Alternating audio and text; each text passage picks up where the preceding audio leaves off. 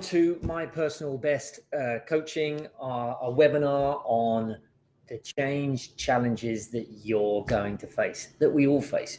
Change is inevitable. So I'm going to get started and jump straight into this presentation.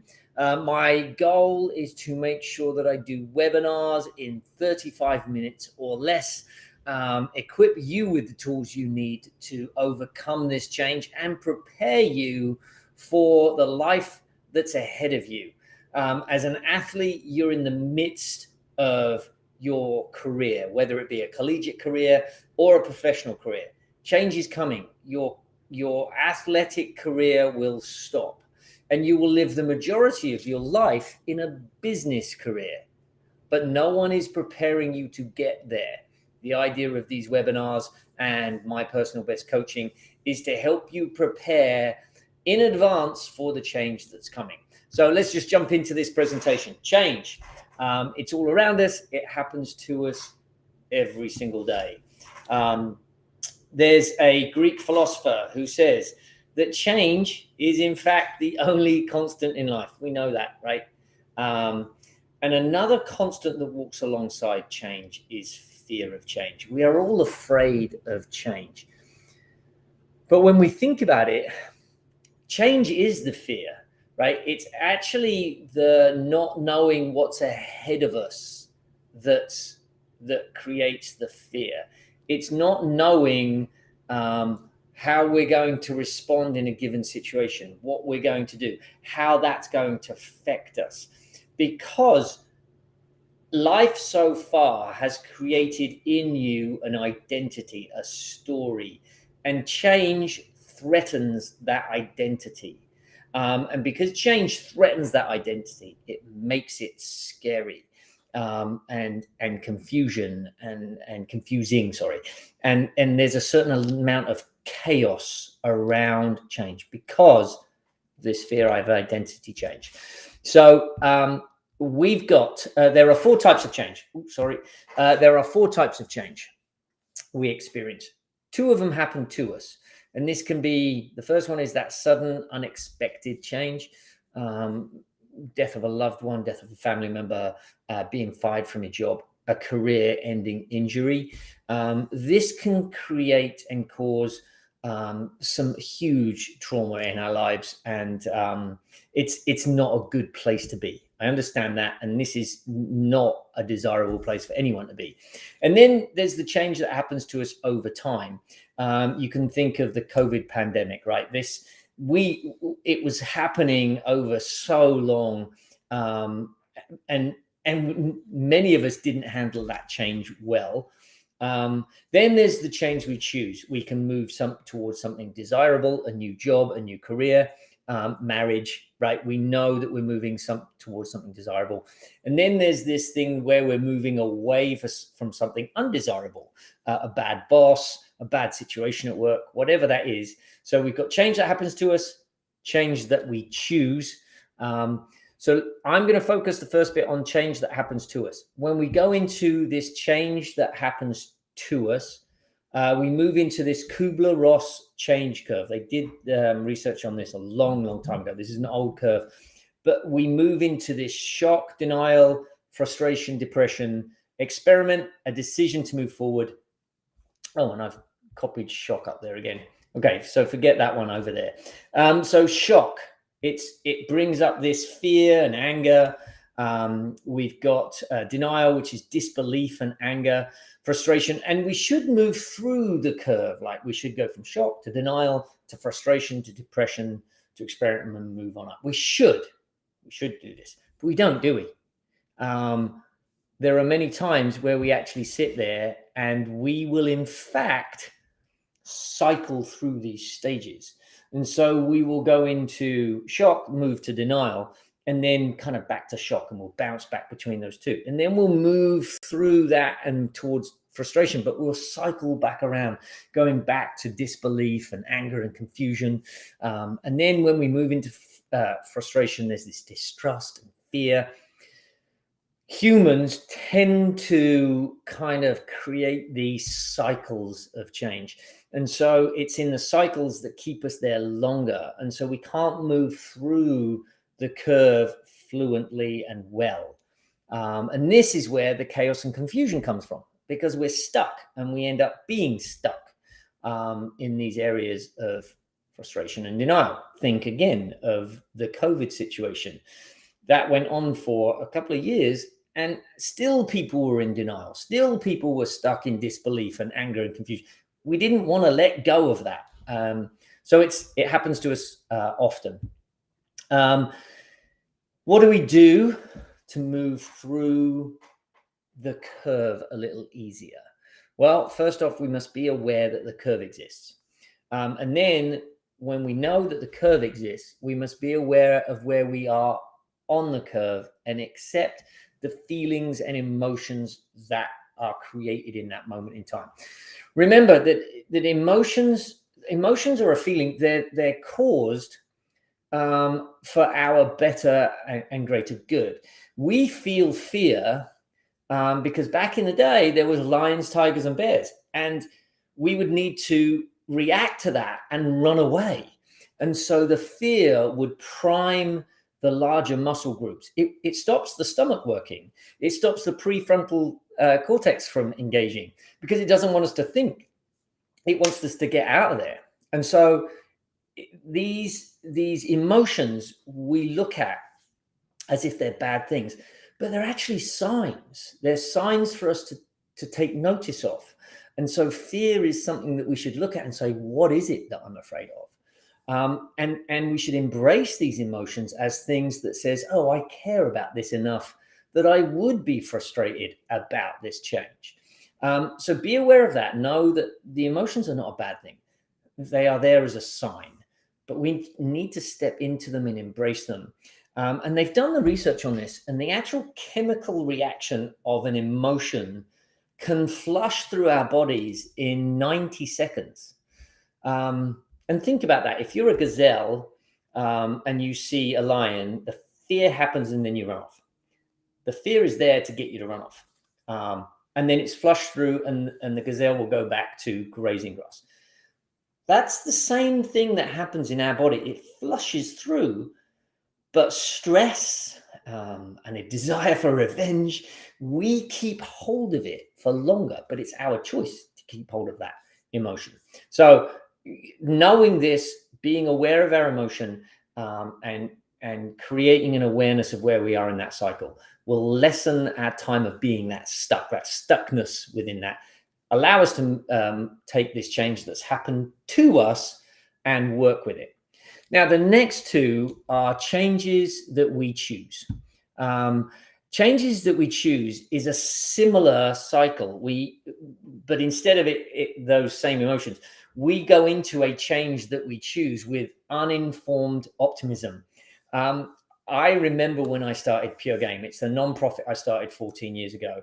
I left a fairly safe and secure sales position to start up a nonprofit. And I was like, I'm going to crush it. I'm going to do well. I will be flying high in, a year. By this time of year, I'll be serving thousands of kids. I'll be earning the money that I need to do. Everything was going well, right? That's how I entered it. I remember talking to another nonprofit leader, and I think they were 10 years old. And I said, it's taken you 10 years to get to this point in your life? I said, that's crazy. How can it take you so long? Because I was in this uninformed optimism. And I said to myself, there's no way it's going to take me 10 years. I'm going to do it much quicker than that. And then, of course, the work starts and the no's come in and the hard work of running a company starts to kind of hit hard. And you end up hitting this realized pessimism. It's this, oh, dang, this is hard work. And there's fear and anxiety that start. And then if you keep going down that road, you hit this valley of despair. And in that valley of despair, you're ready to give it all in. And the arrows here denote a desire within us when we're afraid and when we're anxious, when we're angry. We want to quit and go start something else. And so we go back to the start. And we feel great because we're back in this uninformed optimism state, right? We're back and happy. But then we know that the cycle is going to start again and we'll drop back in. And many of us go down this slope and then go back to the start, go back down this slope, go back to the start. And it's not until we push through that valley of despair and really kind of get hold of our emotions, especially in the world of business, when we're prepared, we get this realized optimism. We start to feel hope. There's still some frustration there, but we start to feel belief. And then we move into this success and on to another challenge, right? We want to move and keep moving and keep growing. And this brings hope and pride and satisfaction. So this is the change we choose curve. And how we get through this in a really decent fashion way is have a vision of what is in front of us. The issue is the present, that little dot in the middle, that's our present. We've got the future and the past. When we look into our future, we see a cloud of unknowing. We don't know what's out in our future. And so that creates confusion. Our brain doesn't like confusion, so it works to avoid it.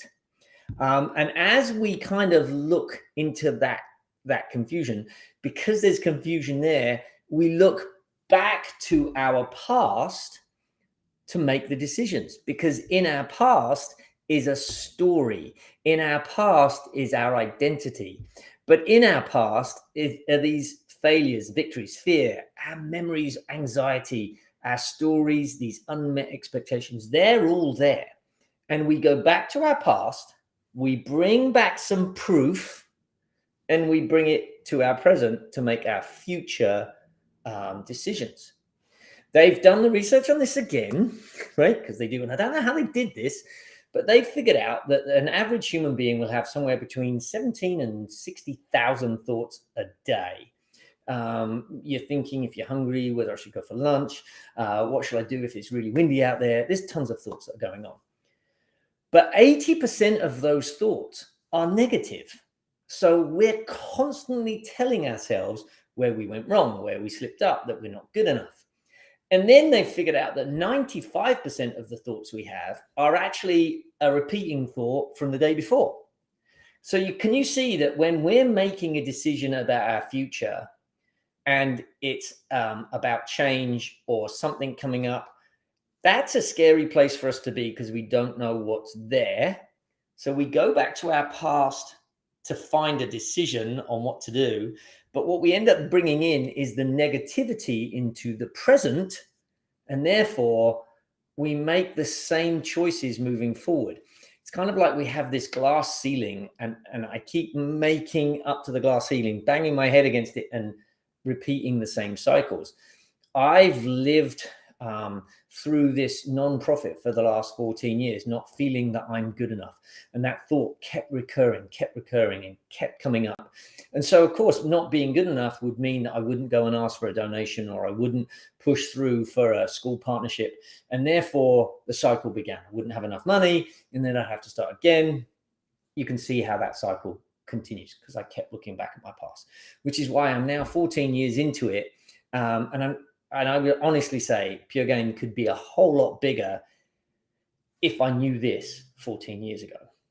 But you learn and you grow and you decide what you're going to do. And so here we are looking at this decision. For us to move through this correctly, we want to create a clear vision of our future. And I don't mean goal setting, although goal setting is important and is in part of it. But a vision is seeing ourselves as we want to be, seeing the successful part of ourselves, knowing what our values are, knowing who we are at the core, having a rock solid self-image that we can rely on and trust and know and understand. That will diminish the negative voices in our mind and create this vision where I can sit there and say, I'm going to be a coach that prepares athletes for their future business career. And I can see that this presentation I have given dozens of times here in my mind. This is the first time I've done it live. And so in my mind, I've walked through this presentation and I've seen it. I've seen myself sitting in this seat. I've seen myself talking to this camera. I've seen the vision of what a successful webinar will look like. And so that's helped me become bold and confident enough to sit here and present in this way. The clear vision also allows you to then see potential obstacles that could come up. Oh, that might happen. Oh, I need to check that. The microphone might not work for this presentation. So before I go live, I should check to make sure that that's all correct. There's a ton of things that this vision will help you to do. The late, great Pelé was apparently said that he's never played a game less than twice. So he explained that. He says when he's sitting in the dressing room or on the bus on the way to the game, he visualized the game. And as an athlete, you know the importance of visualization. He'd visualize the game, and then that would prepare him for the game because he would see the success of him playing. They've done the research on visualization, right? How it improves muscle strength, how it improves shot accuracy. They took some athletes and got them at the 3-point line and just practiced 3-point shots. They had another group practice 3-point shots in their mind. They just sat, closed their eyes and visualized. And then they had the control group that didn't do any of that. And the visualization and the actual practice improved their scoring ability. They did it with muscle growth as well. They did it with a finger. They got people just sitting there lifting their finger up, and they measured their muscle growth in their finger. And then they had someone visualize that same thing. And of course, the same thing happened, the muscles grow. So this visualization is very important in our growth and our ability to step boldly into change, step boldly into the future, so we can really be prepared for what's going to be there. And here's what happens when we do this. So go back to that cloud of confusion that our brain doesn't like. It goes back to the past and sees all of the stuff, which creates the same present and moving into the future. But if we actually create in our mind this future that we are happy to walk into, this future that we know we want, creates in our mind a future as if it's already happened. So what it's actually really doing is creating a false past. I've sat here and visualized this presentation. So when my memory goes back into the past for a decision, for being brave enough to even step in front of the camera, I've already created the presentation as if it's already happened. So my memory recalls this, oh yeah, that's been done. So the cloud of confusion is no longer an issue. It's no longer there. So the image creates the comfort that our brain can walk into as if it's already happened. You can do this with your life. You're sitting in your athletic career right now. At some point, whether you're at college or as a professional, at some point that's going to end.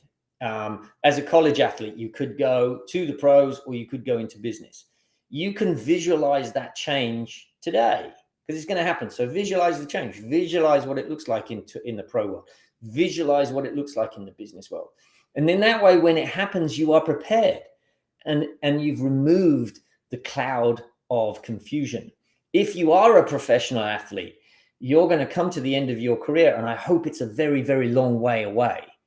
But you can step into that future with a boldness, knowing that you've got what it takes to provide for your family and earn decent money and actually be fulfilled with your post-athletic career.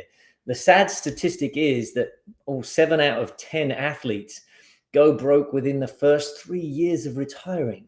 Why is that? Well, they're just not ready for what's next. They've wrapped their whole identity as an athlete, and then it's no longer there, and they don't know what they're going to do. Their brain goes into confusion because it's cloudy. They go back into their past and they recreate all of this nonsense that's in front of them. So creating a clear vision of your future allows you to step boldly and comfortably into the future. I would love to work with you more on this. I'd love to help you create the vision that you're going to walk into. If you currently experience a change challenge and you're stuck, then maybe I can help you understand where you are on the change curve, understand where you are on that, are you full of optimism right now, and you need a reality check. So I can help you find out where you are. I can help kind of bring some clarity to that and help you then create the vision. If you know that this change is coming up, like I said, if you're an athlete and you're looking at 5 years down the road, start preparing now. Prepare for the rest of your life today. And I don't mean create it, I mean just start thinking about what that would look like. Do you know what you'd want to do?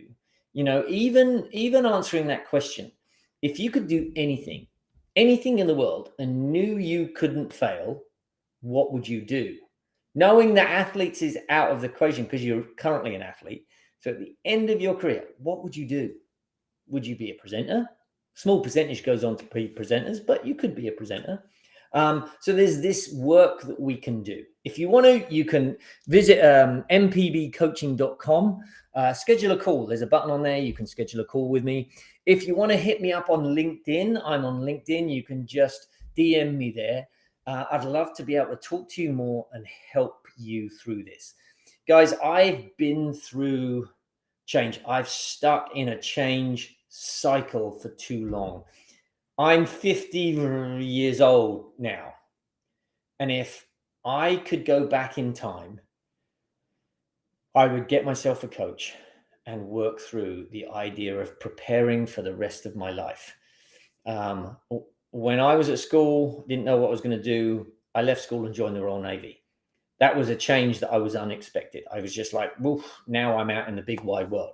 And then I did my time in the Royal Navy and I just didn't know what to do. So I left and became a salesperson. And again, it was eye-opening. I didn't know what I was walking into because I didn't prepare.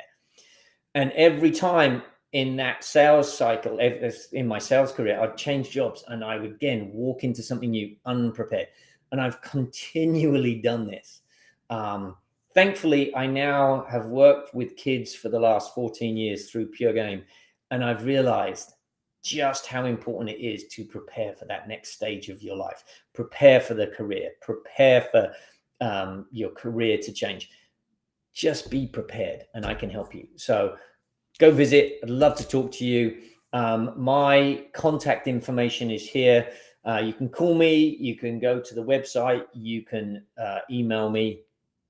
I started my personal best coaching a year and a half ago. My first thought was I'll work with athletes. I'll work with nonprofits. But then I realized, hang on a second, there's no money in the nonprofit world. Why would I do that? So it took me a while to figure out that I'm connected to sports. I work with youth and sports. I coach youth soccer. Why wouldn't I stay in sports and work with sports? The athletes are they're such good human beings. You do what's needed to get done. And so that's why I started MPB coaching and moved into this athlete world. And I want to help athletes become prepared for what's next. I want to shorten the cycle of pain that change can create. I want to help you step boldly into your brilliance as an employee or as an entrepreneur. My goal is, like I said, to get these webinars done in 35 minutes or less. I'm just coming up to 25. So I think I've crushed this one. I know there'll be webinars in the future that will kind of hit up on that 35-minute, but that's the idea. So thank you very much for tuning in. Thank you very much for watching. If it's helpful, give me a thumbs up. Follow me on LinkedIn, DM me on LinkedIn if you want more information. I look forward to working with you.